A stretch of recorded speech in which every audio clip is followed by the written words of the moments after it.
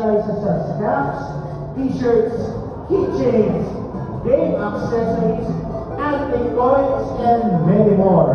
Ongoing ang ating King of Fire 94 tournament, it's Calvin versus Tito Jano, ang ating bracket, and of course, meron din tayong carnival booth provided by Telecams. First to as 20 pesos para experience mo na ang peryang nilapit sa'yo. Yan. Again, 4th floor, Cyber Avenue, join us here at Ventropol. Going back to the tournament, tingnan natin. Uy, grabe. Close. Okay, uy, Mino.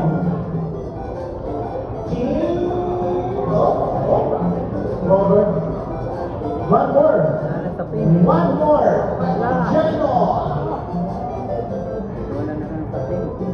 Wala na sa pinauusan ng sa akin. Wala nang hindi na kayang rin. Ay, it's Robert versus G. Grabe naman nun. The amount of in-charge maximum na po si Robert na Gano gameplay dito. Talagang ito si King Gagap with a low kick there. Oops! Oy! Grabe naman siya. Talagang araw lang ayaw bitawan si Robert Garcia at this point is dealing a lot of damage to King pero pareho na sila sa red zone. Tito John is still looking away para matapos na one hit na lang kay King. With 18 seconds to spare, Robert Garcia pa rin ang gamit ni Tito John. And Kelvin is now using Athena. Uy! Nasa tuwing combo, uy! Grabe ang bilis na. Okay. Pero pakakalam mo Tito John yung movement. Oops! Okay. Tuwing combo, pero nararamdaman damage.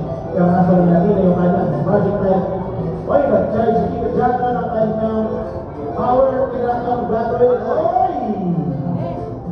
Uy! Ay, grabe naman yun siya! Pinakitaan! And that's 1 point now to Tito John. Wala extension. Extension wala. Sige. Pa-start na lang. Okay, Kelvin. So, yan. So, Tito John still in Mexico. Natin kung saan sa uy! Team Korea. Team Korea.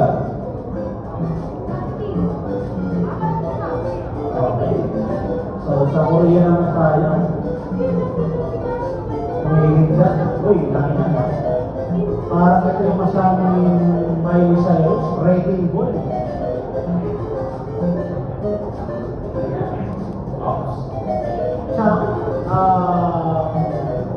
Nice shot of damage to Robert. Nice high kick there. Nice 2 hit combination, but Tito John manages to do another hit combination. Saan pinagpalibag si Robert?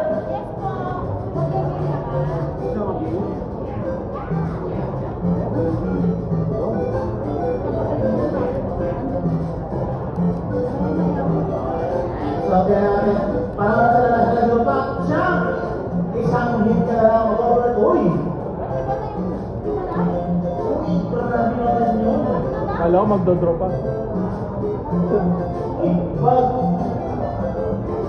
Huwag advantage yan. Parang mamaya. Parang advantage yan mamaya. Pero Robert Garcia, konti-konti ka lang ang buhay, konti na tayo, pero still na damage to King. Grabe kung makakapagay si Tito dahil one hit na lang si Robert at this moment ang natin. Pero Robert still dealing damage to King. But that is the end ng damage na kaya. Halos kalahati. Buhay na yung King.